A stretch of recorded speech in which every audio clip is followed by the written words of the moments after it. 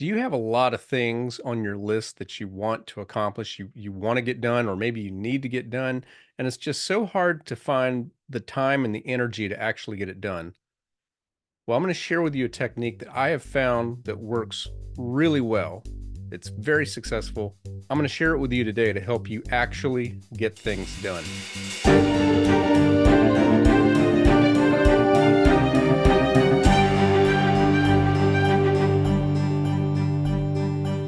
Hello and welcome to episode number 92 of the Musician Toolkit. My name is David Lane, and it is great to be with you once again. I am hoping that the sound issues, if you're listening to this on the podcast feed, I hope it's a little better. Actually, I hope it's a lot better than the last episode, but definitely the last episode and maybe portion of the one before that. I'm trying to find a more efficient way to capture the video for my YouTube audience, but also to have as good of a quality of audio as possible. And I'm probably going to be continuing to tweak that over the next several episodes, but trying something a little different today. And hopefully this works. Okay, so this is famous last words for me, but this should be a pretty short episode. If you've followed this podcast for a while, or if you've perused my content in any way, one of the things you may have figured out about me is that I really love to talk about things that are helpful for musicians, but aren't necessarily limited to musicians. So things that can help you if you are an athlete, if you're an entrepreneur, if you're really any kind of person who is trying to improve yourself, but it's either entirely up to you or maybe you have a teacher, you have some sort of a mentor helping you.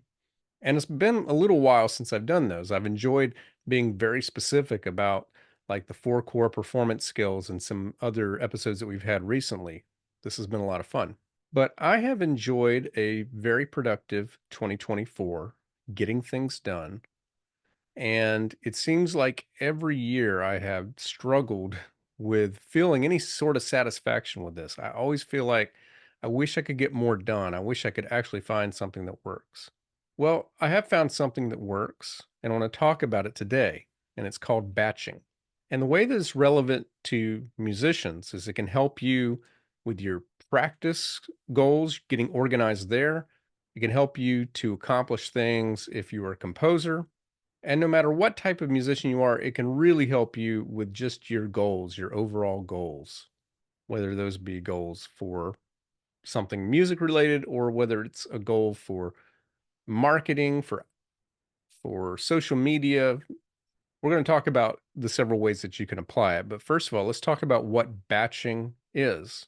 So if you have a variety of things that you want to accomplish, and it can be in a wide range of areas, one way that you might try to approach this is trying to kind of balance your schedule. So, in the course of a week, and sometimes even in the course of a day, you will be spending, 30 minutes to an hour on this one thing, and then you'll switch to another, and then you'll switch to another.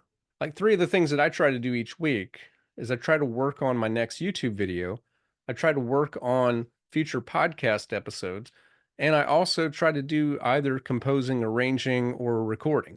Well, kind of, I think the way a lot of people would try to approach that, and the way that I actually did approach that for a very long time, was you schedule all of that on a pretty much equal basis each week. You try to spend some time on the podcast, and then you go to work on the YouTube video, then you go to work on composing.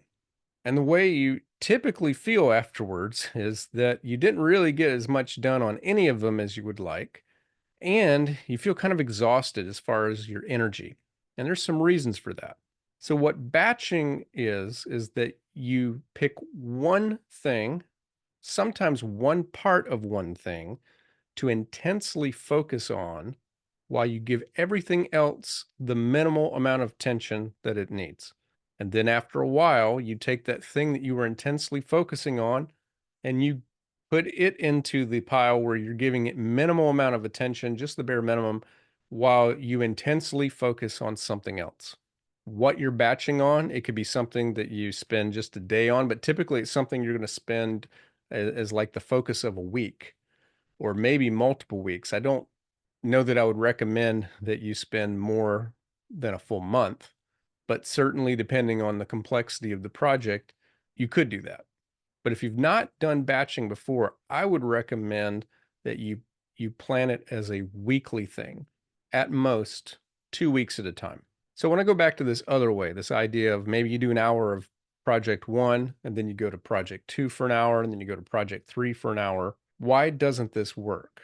Well, I really highly recommend that you check out the books of Cal Newport, but I think the one that might help the most is one called Deep Work.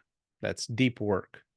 One of the things that his books talk about is, if I'm remembering the phrase correctly, I believe it's what he calls context shifting. Our brains actually prefer it when we give it a chance to get into the flow of something. I don't know if you've ever noticed this, but every time, at least for me, whenever I pick up a new novel, even the ones that I greatly enjoy, I feel like I'm seldom like in it fully in chapter one.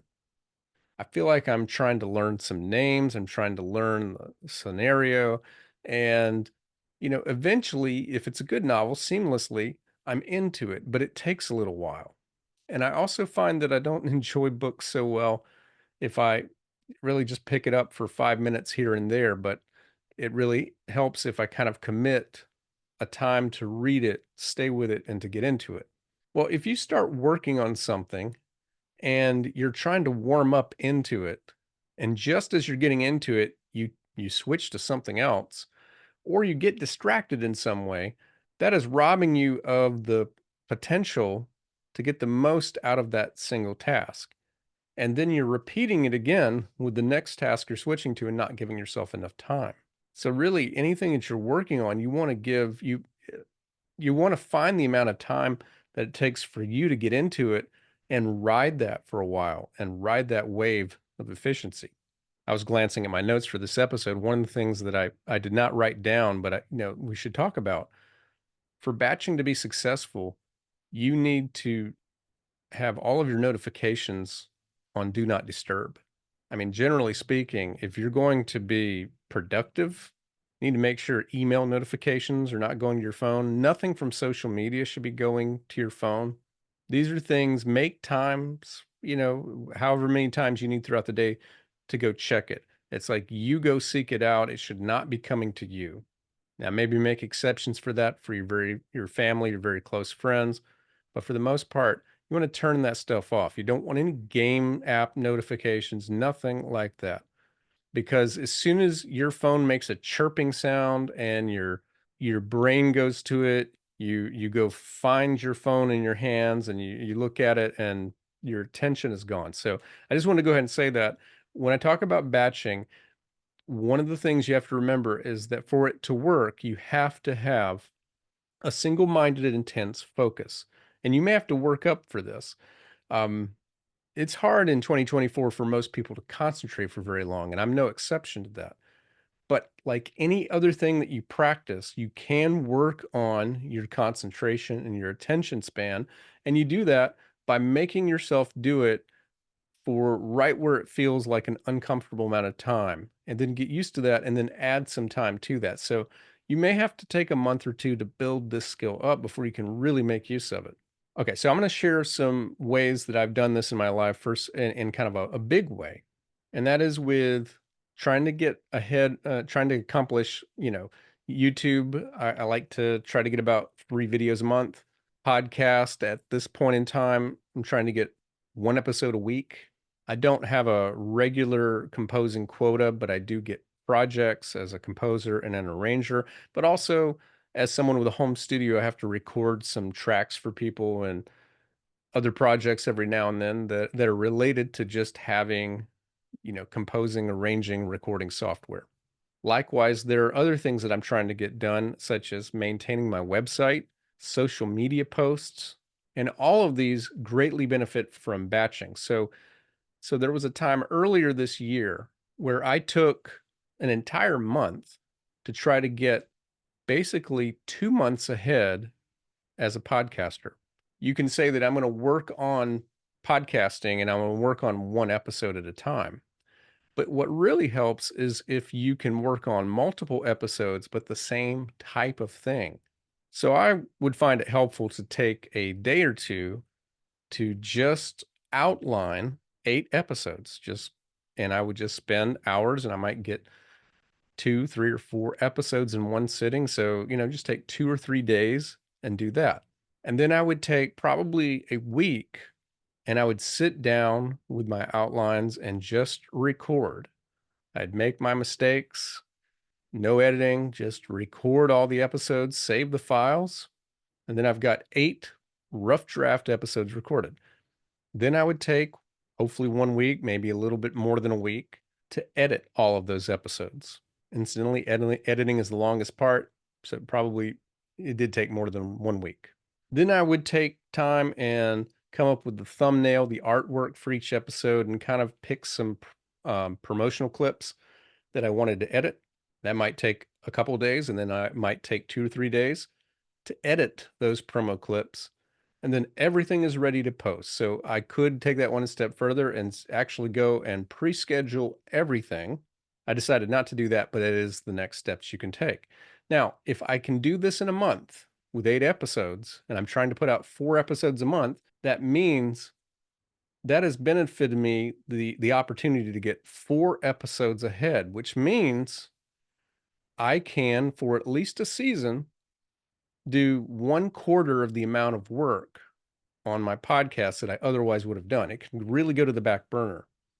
So if I was to normally spend, 4 or 5 hours per week for a single episode, well, I can now afford for a little while to spend 1 hour a week, maybe 1 1/4 hours. This past summer, I decided I really wanted to start posting to my YouTube channel things other than from my podcast feed. So once again, I don't know why I like 8 so much. This time, though, I decided to get 8 episodes mostly ready before I posted a single one. I wanted to have that little bit of a buffer.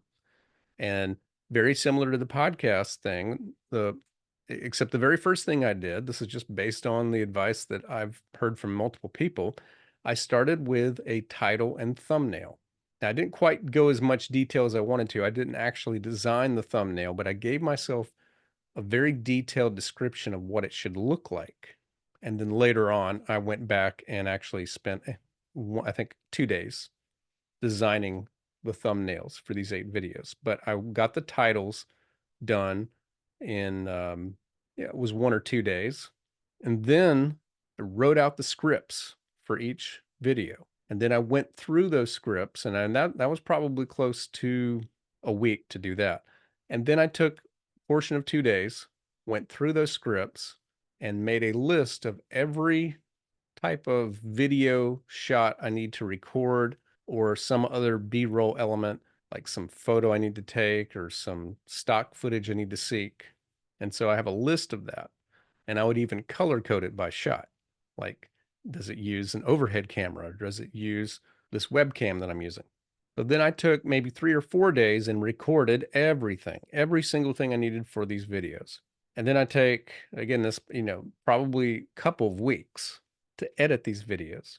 And then in 1 or 2 days, I can schedule and upload all of them to come out at certain times. So this is far superior than saying, I'm going to work on the first video and I'm going to go do the title and thumbnail. And then I'm going to go ahead and script it. And then I'm going to go ahead and figure out what I need to shoot. And then I'm going to record it. And then I'm going to edit it. And then I'm going to upload it. And that might be your week. But it's far more effective if let's just say that you wanted to do that once a week. It's far more effective to do 4 of those in a month, but to do one component for all 4 at the same time. It's just how our brain likes to focus. So I want to give you some suggestions of how you can take this concept of batching to improve other aspects of your life, but specific to music. So let's start with just practicing. One of the questions that I got quite a bit on a video I posted about what good practice looks like. I got this quite a bit in the comments is, um, how should I organize my practice? Is it okay to be working on more than one piece? So these are some questions that I know that some of you have. So you can apply batching to your practice. And so one suggestion might be you have a technique day. And now you could be very specific. You could have a scale day. It could be a day where you sit down and you're just going to work on your 2 octave scales in a major key. You could have a day where you're working on just your arpeggios. You could have a day where you work on just your chromatic scale and different combinations. Another way that I would recommend using batching in your practice is to focus on one piece per session. It's very tempting to, especially if you've got kind of a repertoire you're trying to keep up, it's very tempting to just go from one piece, play it, see how that's going, get out the next piece, play it, or, just work on a little bit at a time. But again, context shifting. You're going from one piece to another, and unless you're actually just trying to rehearse like the finishing touches of a recital, where you're going to be going from one piece to another, if you're trying to improve the pieces, if it's in that stage, it would really benefit you to stay with one piece the whole time. Maybe use like a Pomodoro timer that'll give you like a 5-minute break after every 25 minutes. That's not a bad thing. But then, don't distract yourself in those 5 minutes and come right back to it and stay with that same piece and let that be the only thing you do, at least in that session. So maybe a different piece the next day, or if you practice multiple sessions per day, you could do a different piece in another session. But limit yourself a focus of one piece and do that on a different time than you work on your scales or that you work on your arpeggios. Now, another thing that you could do is you could practice multiple pieces in one session, but you focus on one specific element of those pieces.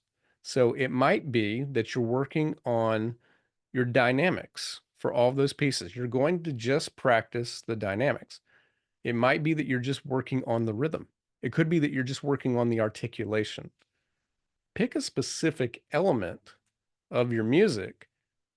And if you're working on multiple pieces, work on just that element for that one session. Okay, a few more ideas here. Okay, so here's some ideas if you're a composer. And these are things that I've used myself.